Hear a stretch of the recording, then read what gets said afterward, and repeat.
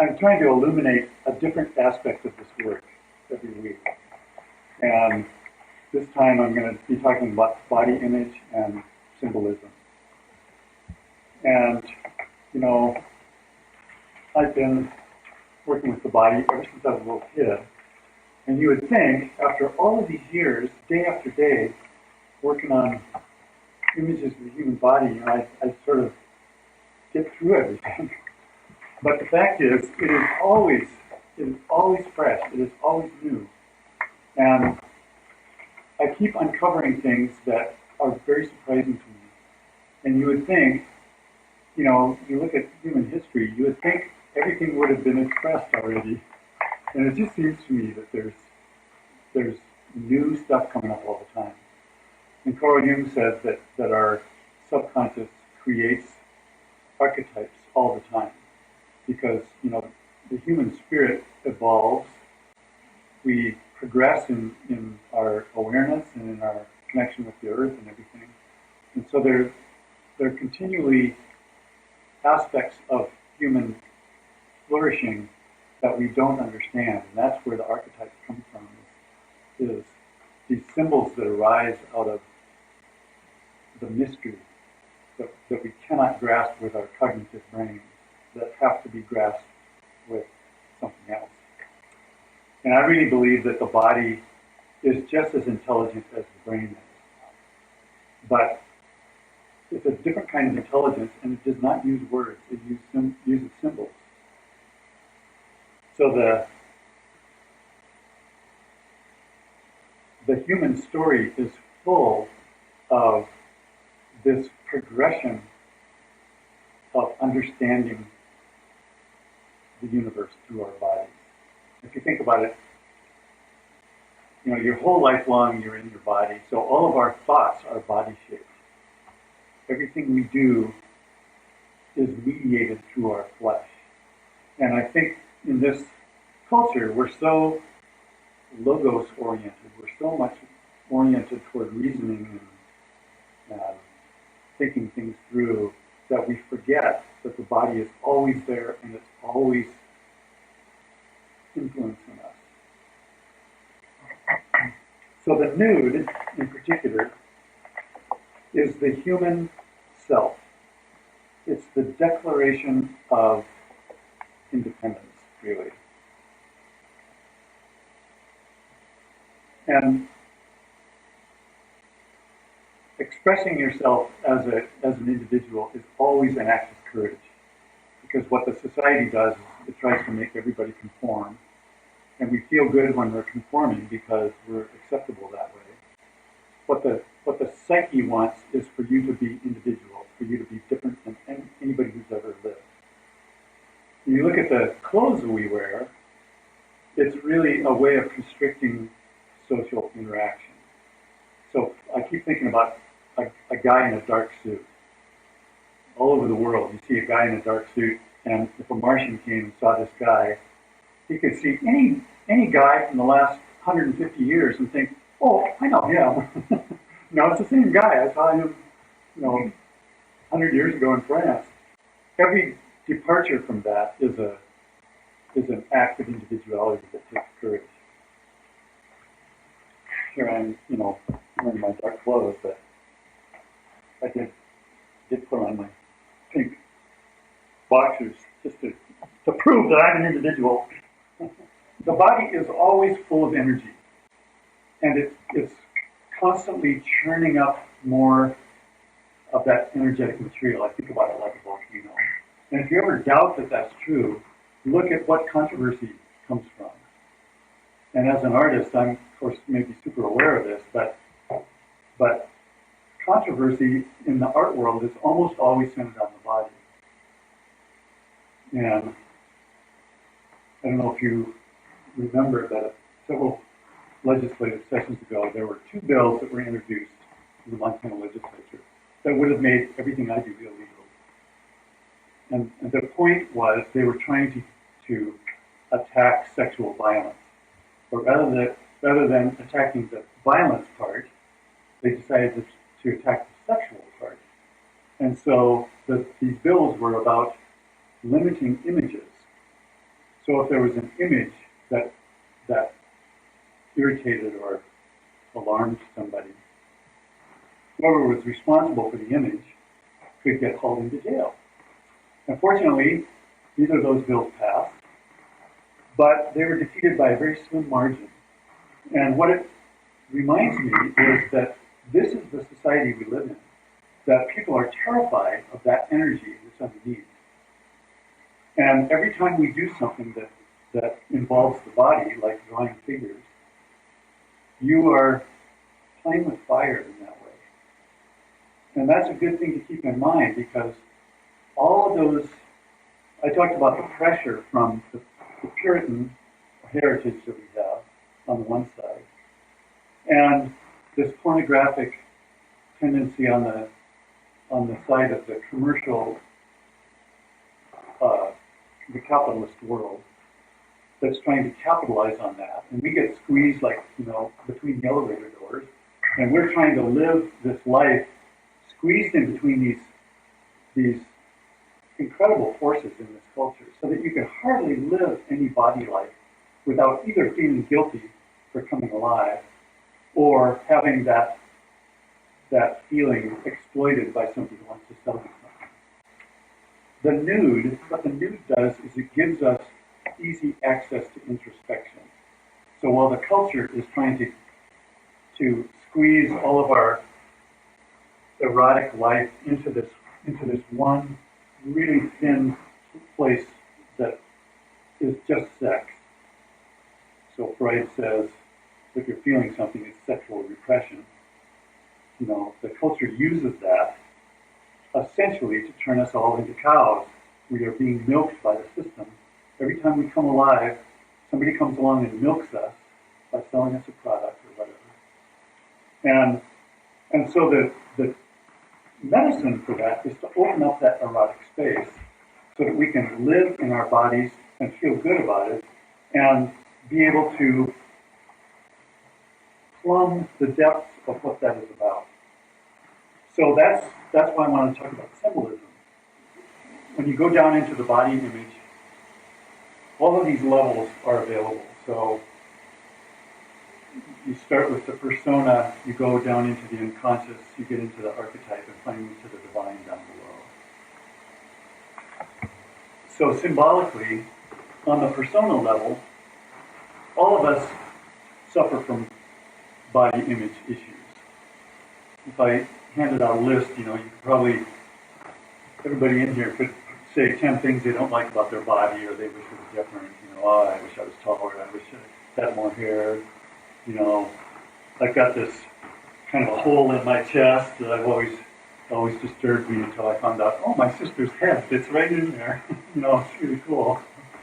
It's also really convenient if I'm eating chips and salsa in bed. I can just, So, body issues carry forward with all of us, all of our lives, and they change.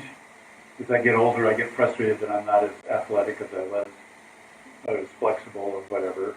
And so that, carries with me in my daily traffic. And so I'm working with a model, and one thing I'm looking at is, wow, I love that vibrancy of youth that reminds me of when I was that age. And so that becomes part of what is inherent in my reaction, in my response to the drawing.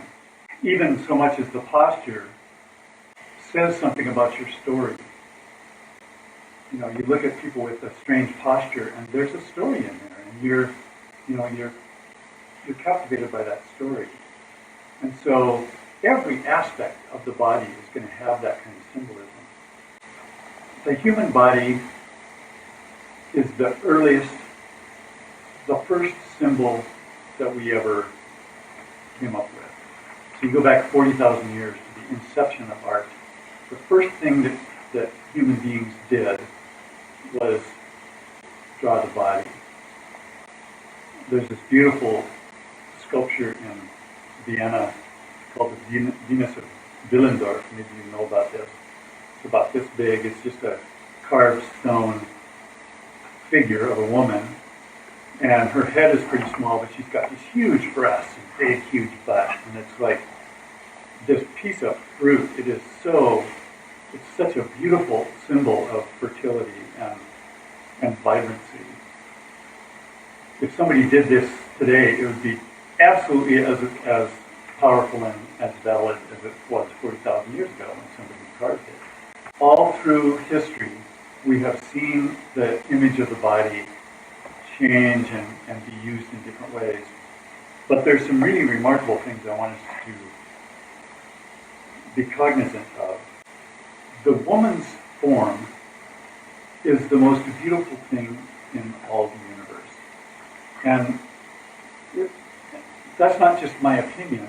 I'm looking at art history, and you can see that this is true all the way through art history, that the woman's form keeps being the prominent subject.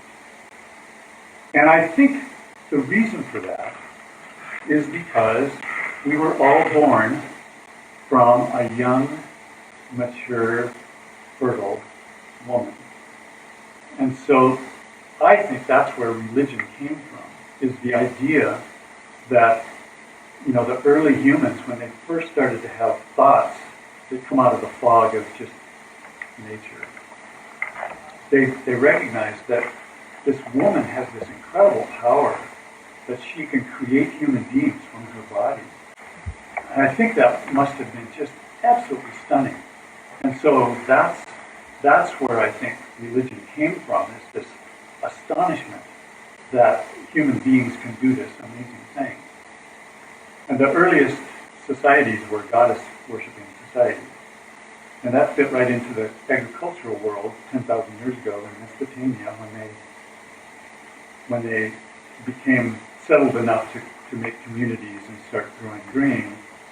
The aspect of fertility and the cycles of nature was what was keeping them alive. And so, of course, it made sense that the goddesses ruled the world. And then about 3 or 4,000 years ago, the male gods overtook the female gods. And so we get, in the Greek culture, Apollo, the thinking guy. And then the Hebrews come along and they have the one god that is jealous of all the other gods and kind of dethrones all these goddess cults that were in that area at the time. And then the church comes along and they say, oh, we can use that. And they turn the rejection of other gods into a gender issue. Oh, those old gods were feminine, and that's so all these body desires and the erotic part of the human being becomes associated with the devil and dark things, and the one God becomes the spiritual God, and we all aspire to this sort of spiritual salvation. Well, so what we get is a God image that's very like the Old Testament God, who is a white guy with a beard, old man, who writes down his rule in stone tablets and says, there you go, you follow all these rules and you'll get to heaven. And so it's very interesting to me that,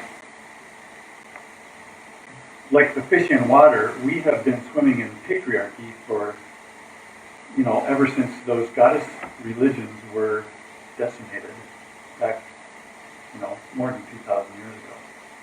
And so we don't know what it's like to be outside of the patriarchy. And that makes a huge impact on our everyday lives. I kind of skipping ahead, but the personal, on this personal level, we respond to the model in ways that impact our personal bodies. Underneath that interpersonal level, we respond in this squeezed world between the Puritan and the pornographic. We respond by assuming that all of our relationships have kind of a sexual component. So if your boss really likes you, there's this thought way in the back of your head that thinks, oh my God, I wonder if he's in love with me. I just am so touched by my pastor at my church. Oh my gosh, does this mean I'm gay? There's this weird thought that I think is the result of this compression between these two forces that forces us to think that if we have a relationship that is exciting, there must be a sexual component. So then you get down to the archetypal level beneath that, and this is where the patriarchy really makes things difficult for us, because our whole society is based on this idea that the reasonable person is the one who can wear their business suit and stay professional and never become emotional about anything, and be able to to live out of their logos, out of their left brain all the time, and not be swayed by emotional attachments, or not become involved in inappropriate ways. And what that is doing is it's, of course, celebrating the masculine part of the brain, of the soul, and it's ignoring the feminine part of the soul. And one of the really interesting components to this is the political one, because it seems to me that throughout history, if you look at the sort of unpopular liberal positions, they are always firmly rooted in the feminine part of the human character. Things that emphasize tolerance, or tenderness, or mercy, or vulnerability, or dialogue. All these are things that the masculine, the patriarchal culture will minimize in favor of, power and strength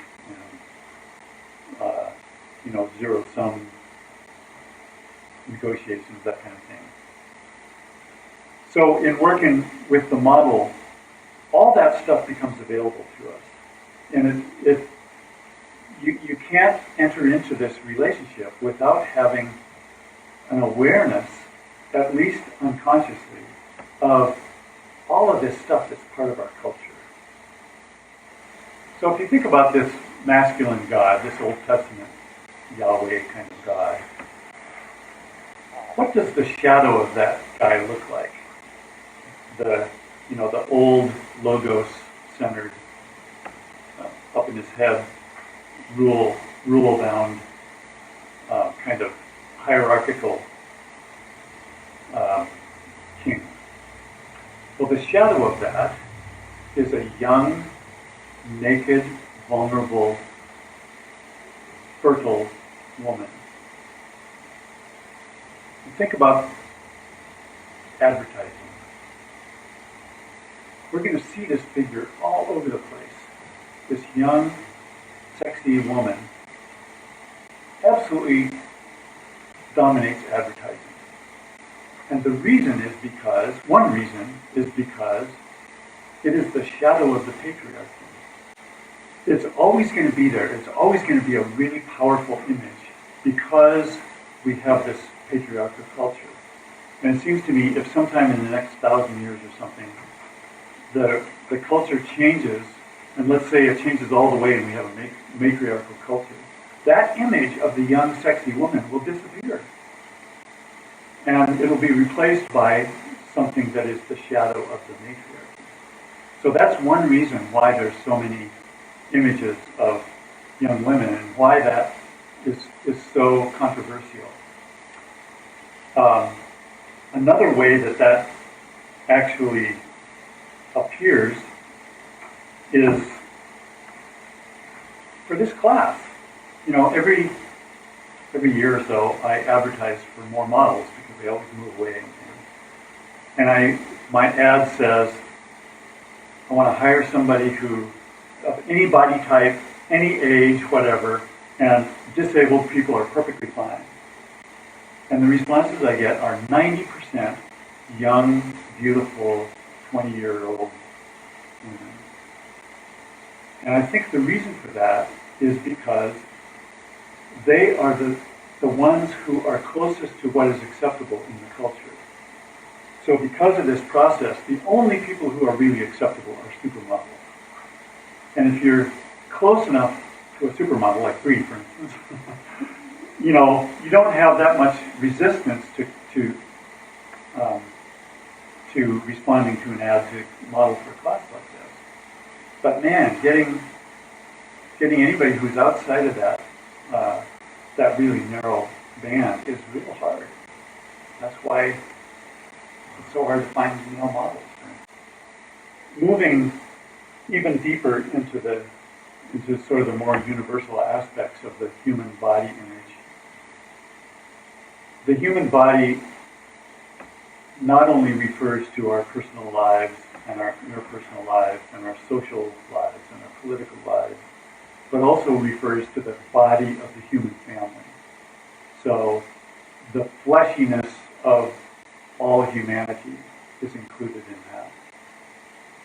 And included in that, especially with a female model, is nature. And again, because of the patriarchal sort of mind-centered world, modern civilization is moving